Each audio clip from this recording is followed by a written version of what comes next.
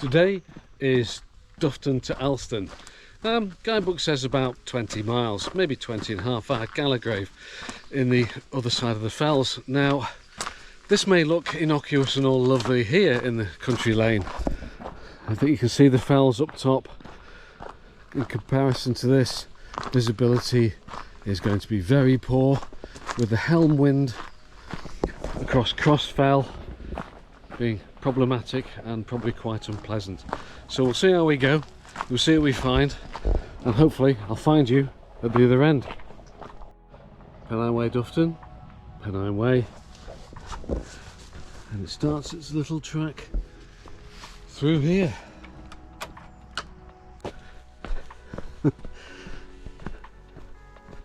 It's like I was saying, things not looking awesome on the fells, on the fell tops. Going to gain about 850 metres today in one long, slow slog. And when we get to the top, we've got the poor visibility and what has become known as quite poor underfoot. But we'll see. In the meantime, between here and the base of the fell, I think it's time just to enjoy what we have and worry about the rest later. Thanks for joining me.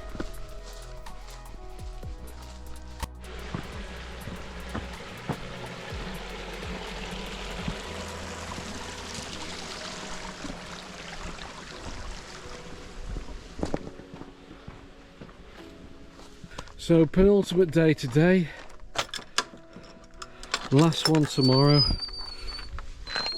I have to say the old legs were pretty painful last night, joints, knees particularly, but I've been convinced to carry on. Whew. People that do this from one end to the other, they do it unsupported. Unless you're some kind of triathlete, I really don't know how you're doing it. We are, after wandering between the fences of sheep fields, there's our first proper look at the way that goes over the fells. The first proper look. I just see a couple of guys toiling along there, up that straight bit, then up sort of top left, and then swing around to top right. So, that's what lies ahead.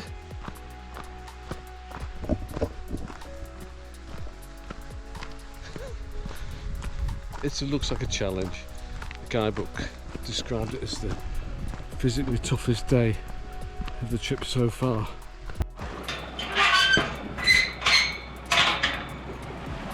Oh. Little bridge. Well, there we go.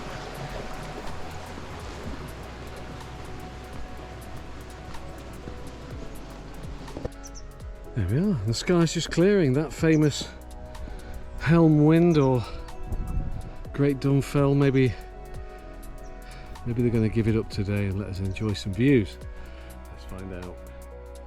After what can only be described as a struggle in this heat, without a breath of wind, the way's going to go to our right and then amongst the fells there. As you can see with the clouds moving, there's definitely a breeze up there, and that means being a bit cooler. So let's get there.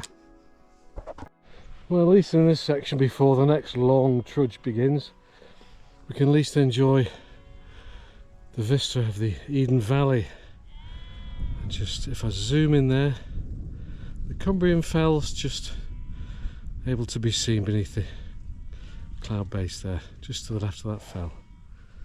Right, well, you lot sit and enjoy yourselves.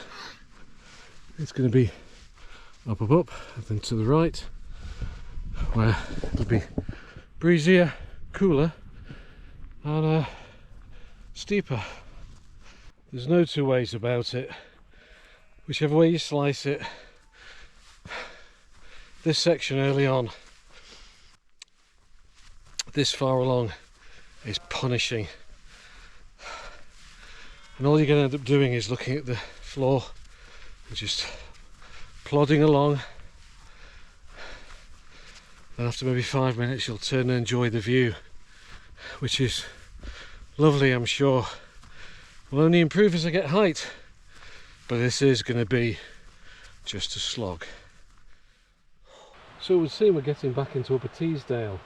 The map indicates that we're going to cross the Knockall Man at 780 metres, Great Dunfell at 848 and the Little Dunfell at 842. And there's conservation rules here. Apparently, after the last ice age, there's a lot of plants left behind that still exist today. Alpine plants. There's a conservation order from Natural England to look after. So we're going to stick to the paths, we're going to look out for mine shafts, and we're going to mind how we go. And the next stop, hopefully, will be Knockall Man at 780 metres. So a bit of a breeze, that's very welcome, and a bit of cloud cover, that too. Makes life a whole lot easier.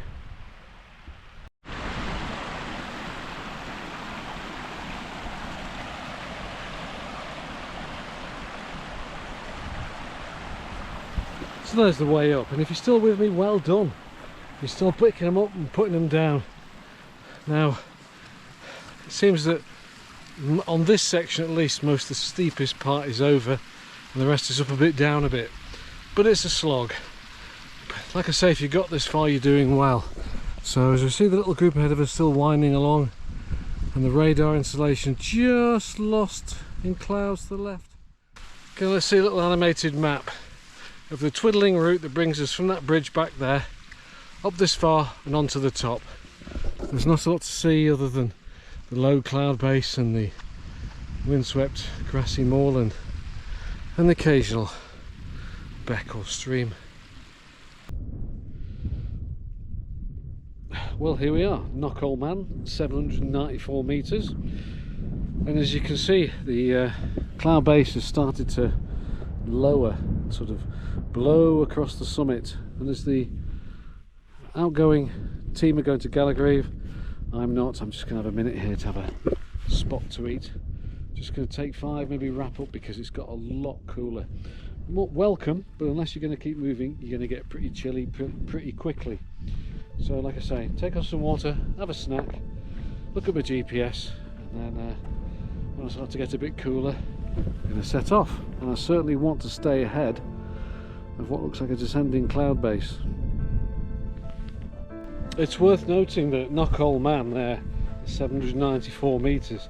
It's quite a substantial fell, and this and the others, Great Dunfell and the others will be seen. These are the highest peaks in England outside the Lake District National Park. So if you're feeling a bit tired, you're feeling, oh, that was an effort, you're allowed to, because you've climbed one of the biggest fells in England, and you will be climbing the biggest one outside Cumbria. So we'll potter along, might see the radar station a little bit. It's often good to keep your eyes on a little group of people if they happen to be ahead of you. It lends perspective and scale to the route ahead. You look at something and think, oh my gosh, that's enormous, that's going to kill me going up that. And you see people, oh well, gives you a sense of scale, like I say. Things don't look so big or so far away, and it also helps with a bit of navigation. The radar station on top of Great Dunfell, 848 metres. Yeah, still got a bit of a low cloud base, not a lot to see at all. And then we go for the summit of this onto Little Dunfell, a few metres lower. So guys busy away in their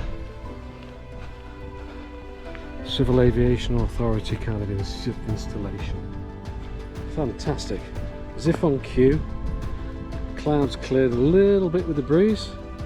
Still can't see the summit, but I can see the way ahead to Little Dunfell. That's good. Keep rolling along. And after that, I'll consult the GPS to see if that is the last of the significant summits on this section. It's a shame because the summits go, they're pretty good, and you probably have a view of either side of the watershed into Cumbria and into Teesdale, but the cloud base and the slope, well, never mind, there'll be more to see later. Whew. Again, not a lot to see, on Little Dun Fell, and we'll keep heading. There'll be a descent, and then we'll come up to Cross Fell at 898, the biggest today on our route. So we'll keep going for that, and once that's ticked off, it may well be downhill all the way. Nearly at Cross Fell, and this is pretty much it. So paths have decided to become rivers, so I've taken to the rocks because this is the way apparently, and yeah, got no option but to soldier on. So once I'm off Cross Fell, two chaps have just passed said, yeah, wind down into the valley and you'll be below the cloud base, so you'll see a bit more. But whoa, yep. So this is Tees Head, because I know that not far from here is the source of the Tees, so I believe this is the watershed that marks Cumbrian watershed rivers on one side and this into Teesdale. So the source of the Tees lies somewhere over there, which I'm not going to go and investigate. I'm going to press on so we can find the Cross Fell summit.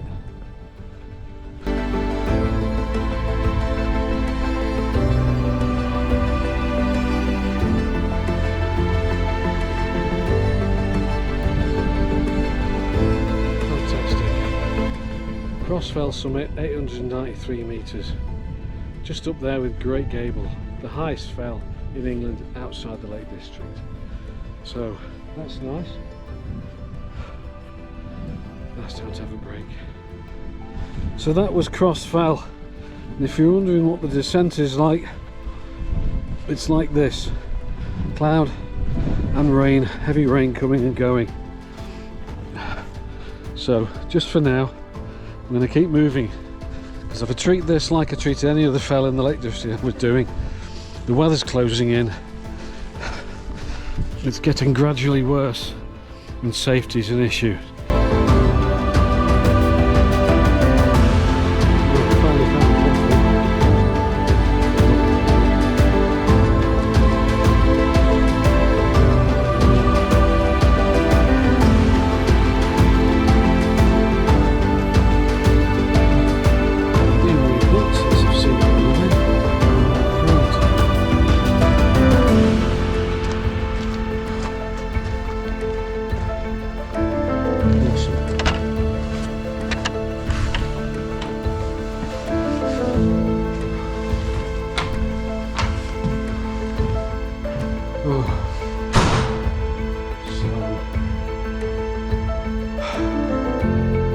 Take 5 in Greg's Hut. Deserve it.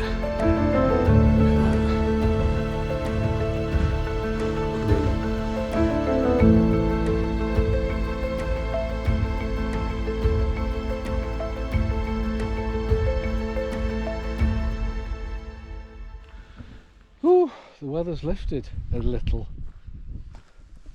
So there goes the way. I'll just put a little indicator on the screen there to show as it rolls around over the fells, it's downhill all the way.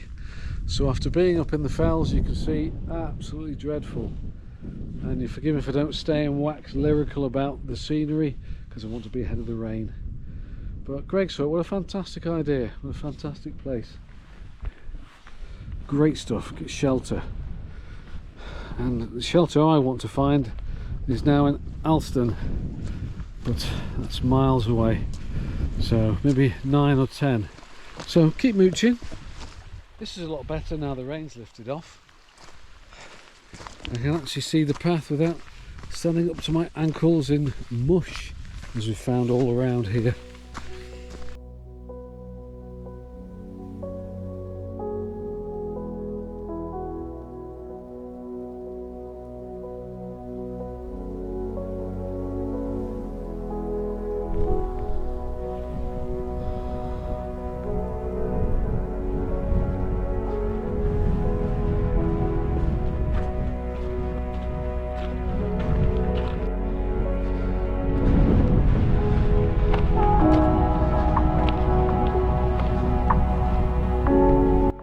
Now this is more like it. Still rotten on top of Cross Fell there. You can see right across the rolling hills. Absolutely lovely now. So keep on trucking. I'll get there. I have to reduce my pace a bit, but sky's looking awesome now. Clothes are drying out. Fantastic. A lot better than it was.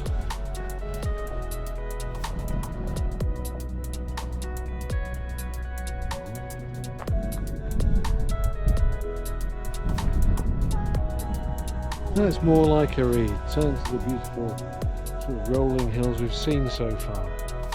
Heather here, clumps of trees, fluffy white clouds. Yeah, this is improving. This is how we started the day, and I'm hoping it's how we're going to end it. So you can see down there, there's where we're going to go. Down to Gallagher, and then along the river into Alston.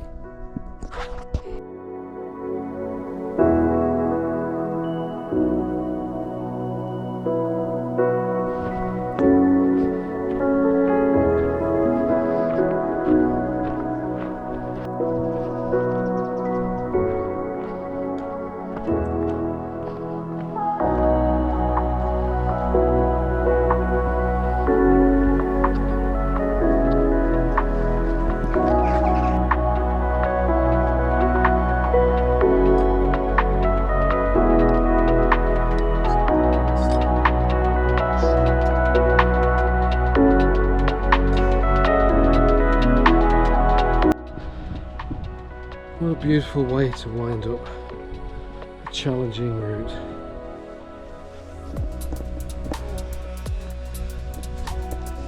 Absolutely lovely.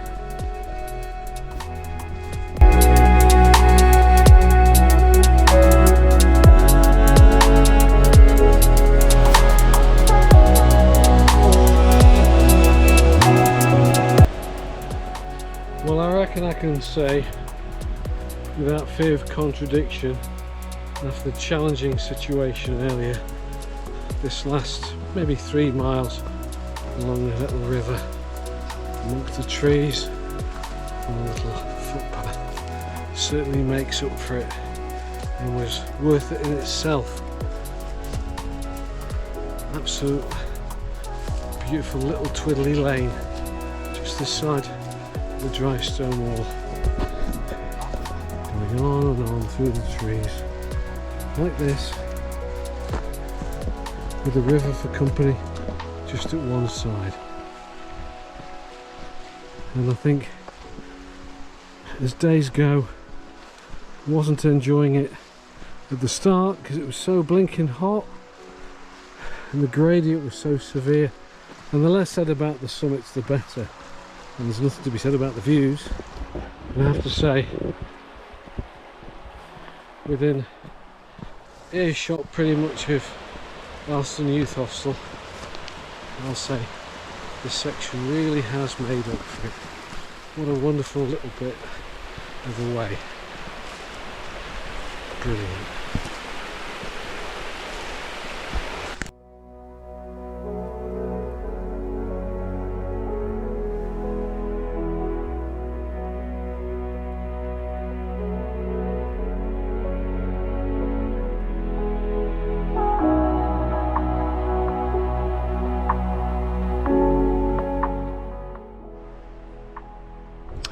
Well, he must have had the kind of weather I had up there on Cross Fell as well, with what, 300 metres to go till the hostel. I think it's time to wrap up. So 32k, yeah, it's behind us now, and all we've got left is this lovely shady wee tunnel just to bring us into Alston. So rather than trip over a curb and dodge the traffic in the village, I'm just going to say ta-ta for now. From here, as soon as I get there, it's pack off and pain relief in. So thanks for following me so far. If you've enjoyed it, leave a comment. Would you do it? What would you do different? Thanks for joining me.